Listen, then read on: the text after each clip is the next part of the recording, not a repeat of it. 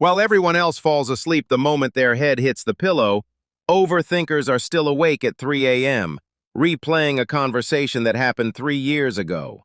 And according to neuroscience, their brains are literally built differently. Here's what nobody talks about. Overthinking doesn't mean you're anxious. It doesn't mean you're weak. It means your brain refuses to accept a shallow explanation for a complicated world.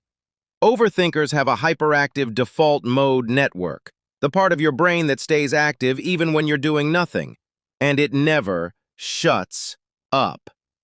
For thousands of years, the person who thought through every possible danger, every worst-case scenario, that person kept the tribe alive. Overthinkers were the original risk analysts. But here's where it gets dark. Overthinking is addictive. Every time your brain finds a new angle on a problem, it gets a small dopamine hit. You're not worrying, you're problem-solving, and your brain loves it. The more you think, the more connections your brain makes, and the more connections it makes, the more there is to think about. It's a loop with no exit. But researchers found something unexpected. Overthinkers score significantly higher in creativity, empathy, and long-term planning. Their minds see patterns that others completely miss. The problem isn't that overthinkers think too much. The problem is they're thinking in the wrong direction. Rumination instead of creation. The same mind that tortures you at 3 a.m. might be the exact mind the world needs. You're running advanced software on hardware that wasn't designed for it. Overthinkers don't just analyze the world around them, they analyze themselves, constantly. Every word they said, every decision they made. When everyone else sees the big picture, the overthinker zooms in. They catch what others skip, the detail nobody noticed, the problem nobody saw coming.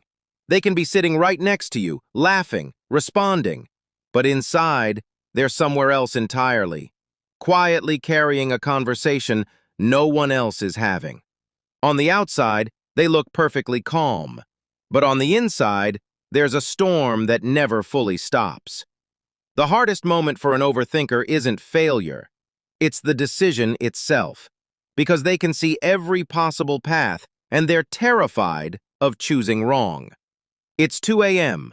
Everyone is asleep, but the overthinker is wide awake, replaying something someone said 5 years ago, wondering what they should have said back. Overthinkers don't just hear your words, they hear your tone, your pause, what you almost said but didn't. They feel everything deeply. A stranger's pain, a friend's hidden struggle, an unspoken tension in the room. Their empathy isn't a choice, it's just how they're wired.